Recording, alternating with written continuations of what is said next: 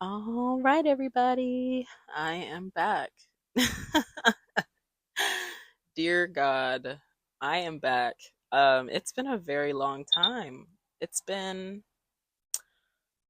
2019 was my last episode. It is 2023. It has been 4 years since y'all have heard from me, honey.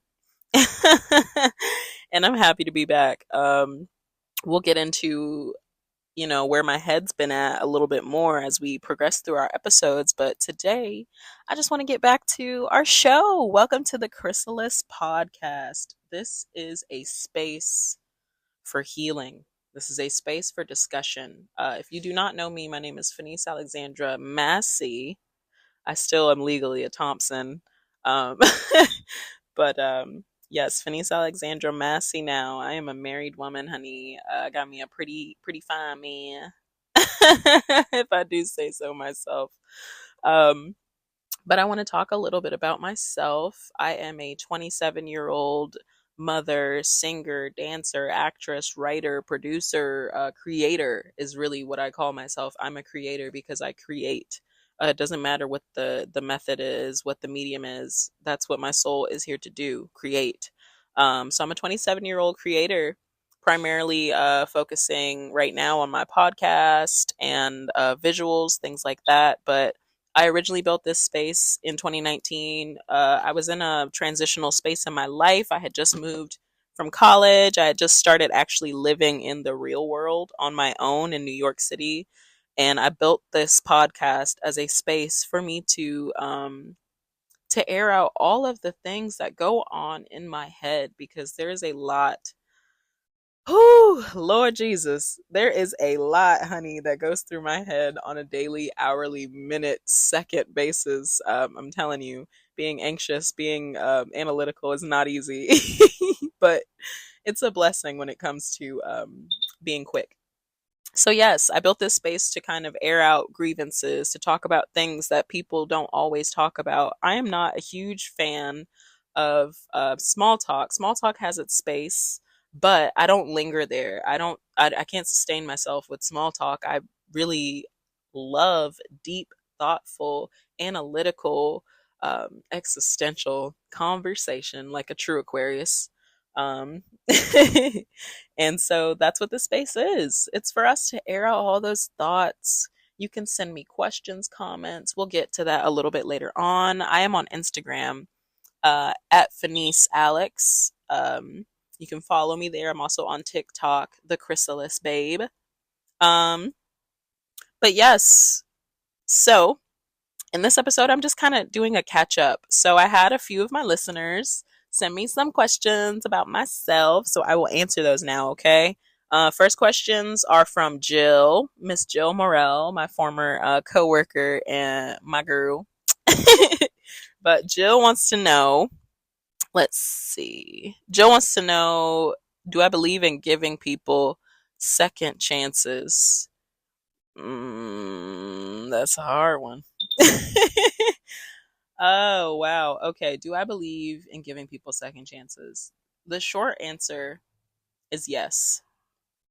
The long answer is that depends because we are all human. We all make mistakes. I'm not, we live in the world of cancel culture, as the kids call it.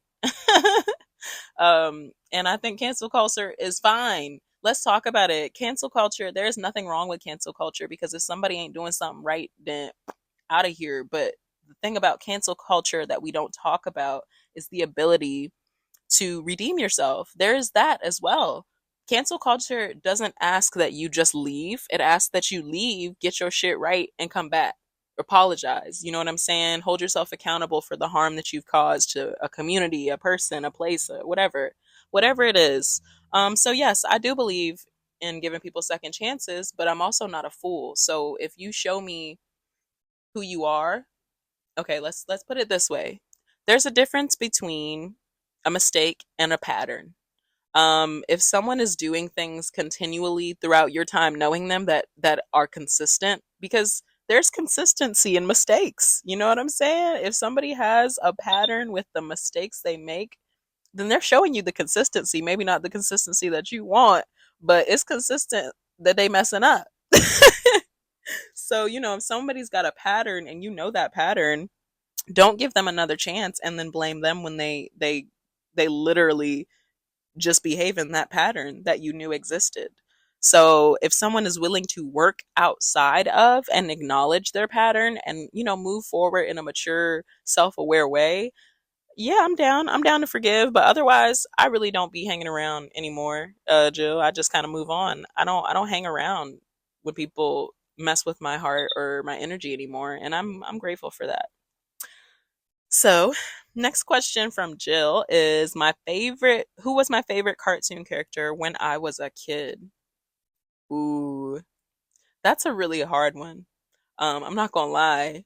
My first thought is Debbie from the Wild Thornberries, just because I always thought she was so hot and so cool, like the cute little hair over the eye. Like I thought she was so cool. But if I'm really thinking hard about who Baby Fenice was like fangirling over, Courage the Cowardly Dog, honey. That man had me in a chokehold. Courage, Courage is my man, 100 grand. Him and Muriel could chill anytime. I swear, Eustace can stay at home though. No, for real though. Me and my sister used to, you know, have our little TV time after school, and Courage was one of my favorite things to watch. To this day, I could sit and watch Courage. Third question from Jill. Let's see. Okay, so the third question from Jill is, if I had a choice of anyone in the world, who would I want as a dinner guest? Oh, this is that famous question. If you could pick anybody in the world, dead or alive, to have dinner with, who would it be? There's a lot of people I could think about choosing. Oh, see, now I gave this question some thought, and now I'm giving it more thought in the moment. That's what this show is all about, you guys. You'll see. Um, so the answer that I wrote down is Bob Marley. Um, my birthday is February 6th. Bob Marley is also born February 6th. There is a almost kinship I find in his way of thinking. Um, the way that he feels this world kind of operates, this notion of love that he literally acts out through his music and through smoking, because smoking is meditative to me. I don't smoke with just anyone. It's church. It's how I get closer to nature. I sit outside. I enjoy the herb that God put here. I get higher and I get higher mentally and vibrationally. You know what I'm saying? So originally I thought I would like to vibe with Bob and get some words of wisdom from my man, and see what he had to tell me about life and love and independence. I wanted to see what he had to say. But now I'm sitting here and I'm like, you know what? I want to have dinner with my great grandma. I want to have dinner with Essie. Um I don't know. I've been feeling a very. Do you ever get to a point in your life where you just kind of long for the people that paved the way for you? Like, I've been longing to meet the women before me, um, and see what they went through, because as I talk to my grandmother and my mother more, I realize how similar we are. And we're not that different, y'all. Like, there's so many battles within our family, within the generations of women, but we are so similar.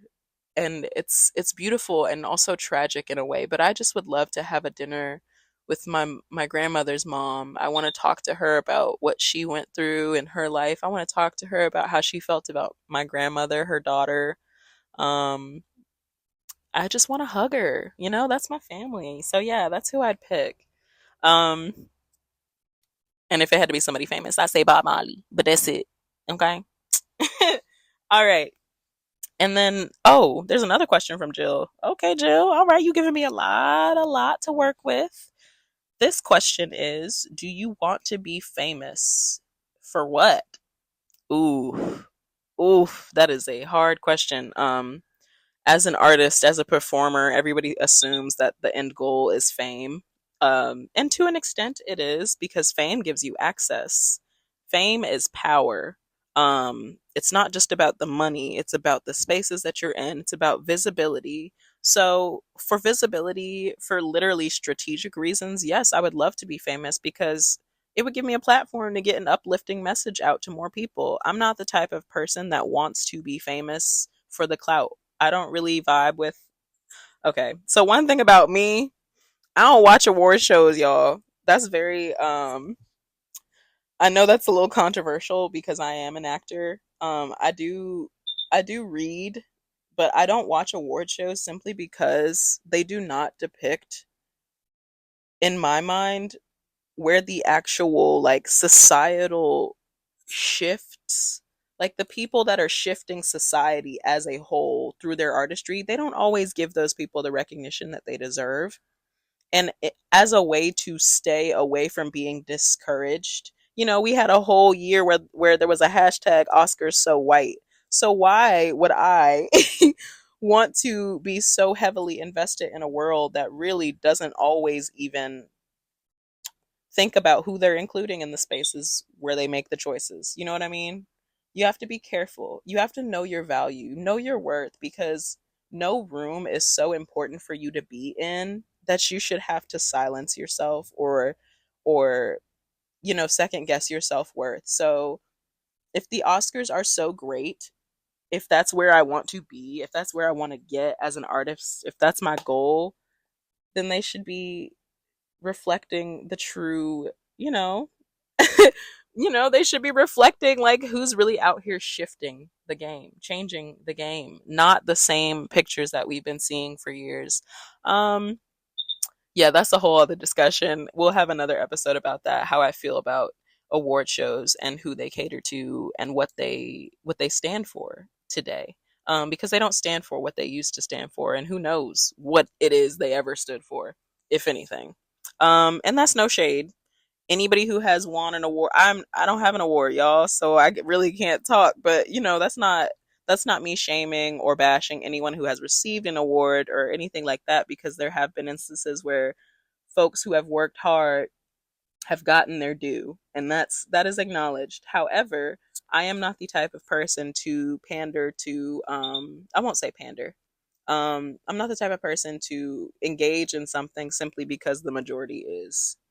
I like to question things. It's not me saying I'm better than this or that is worse than me. It is simply me saying I'm going to be my own individual and question that, because it's something that people are so quick to move to.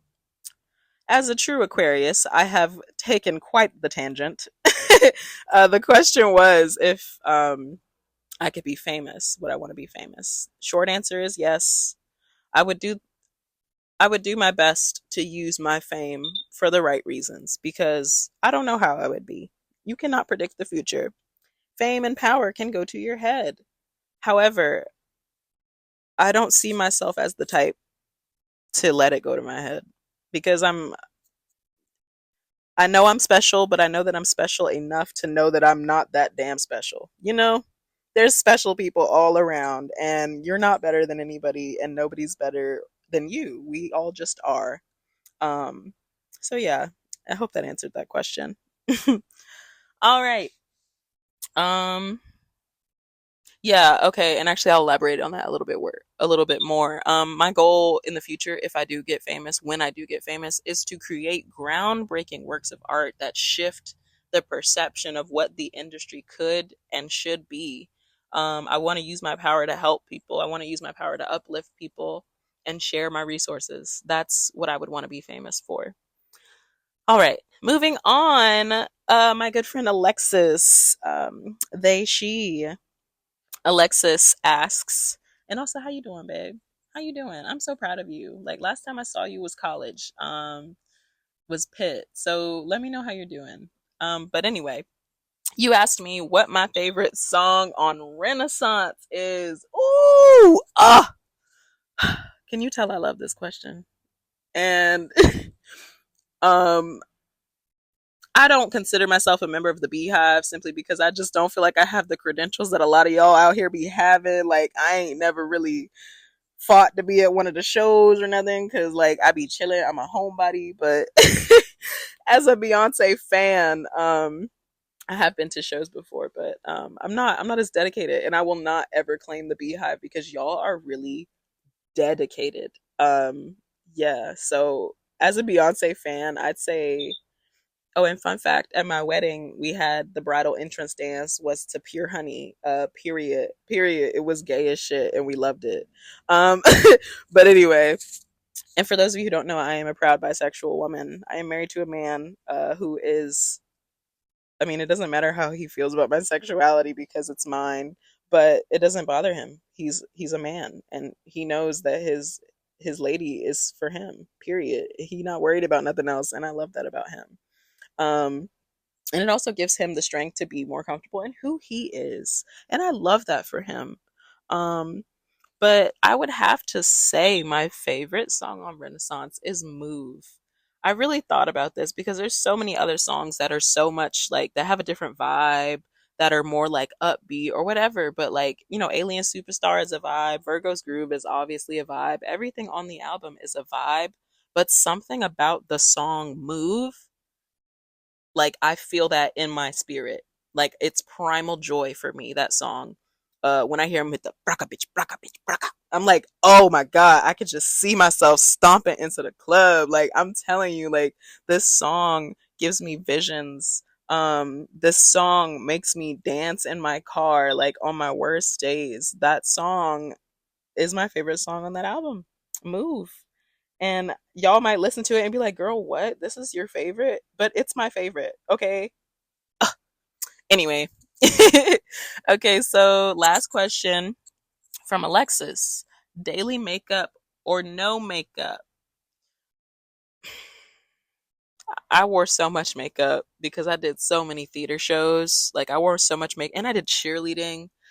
So I wore a lot of makeup when I was young, and quite frankly, it put a bad taste in my mouth. Foundation, I me and her have a little bit of a contentious relationship. But if I do need makeup, I'll use Il Maquillage. Y'all, I love me some Rihanna, but I'm gonna say this. Everything else use Rihanna, but for the foundation, hit up Il Maquillage. Because when I tell y'all that yo, I'm just getting flustered thinking about it. That foundation matched my skin literally just through a quiz I took. And it was crazy to me because when I put it on, I feel like I don't have anything on. And I preface all this to say, because this will explain, God, ADHD is amazing. But this will explain what I'm going to say now.